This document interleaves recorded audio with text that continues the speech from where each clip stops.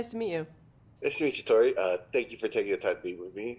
I love Monarch. It's like that perfect balance, like monster and drama. It's really great.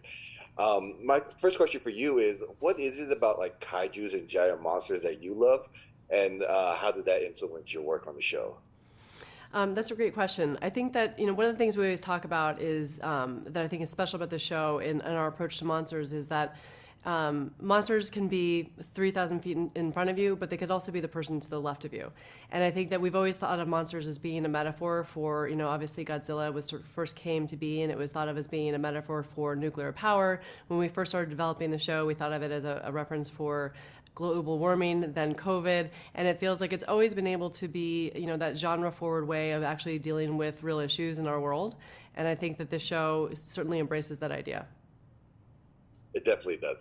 Yeah, I like how even though we're seeing this giant creature, we're able to kind of like attribute anything we're scared of onto it. Exactly. What was the hardest part about balancing like the creative, ideas and the logistics behind bringing them to life? It's one of those things where when you put together an amazing production team, as we had on this one, with our EP, Brad Von Aragon, who can do almost anything. He's sort of a magician, and he makes it feel really easy. It was obviously really complicated. We're shooting 2 timelines. We're shooting all over the globe. We're dealing with massive VFX and big stars. But it was, when you have a great team and everyone's bringing their A game, it actually is challenging, of course, but it was a bunch of fun because everyone was, there to do their best. Yeah, it definitely comes off on screen. I like, yeah, everything about it. I really love the show. I'm sorry, just kind of I gushing love over that. here. Thank you. Uh, as a producer, what would you say is the most like misunderstood part and most underappreciated part of your contribution? Yeah, I think that, the producer oftentimes is the first to come on and the last to leave. And sometimes it's some of the least glamorous parts of the job. I mean, with the exception of being able to sit in this chair now and talk to you.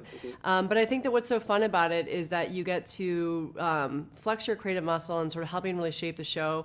You're hiring and helping sort of facilitate who the team is going to be in an A way. And you get the privilege of working with some of the best people in the business when you work on something like this.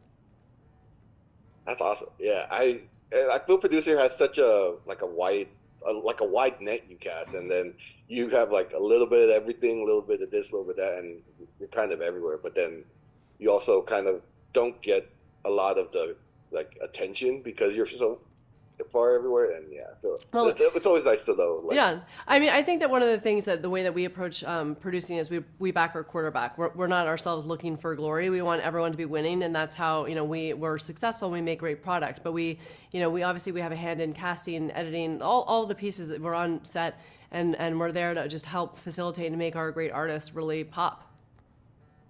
yeah, I love that. I love that. Back you, T back your point. I love that so much. That's such a good way to like present it. One last final question, really quick. Outside of Godzilla and like King Kong, who's your favorite kaiju? Um, well, it's hard to say outside of them because I've fallen so deeply, madly in love with them during the process of the show. I feel like Godzilla is so iconic. I think I was saying earlier today that Godzilla is one of those monsters that is like Santa Claus. You don't remember ever first encountering Godzilla. He's just always been there.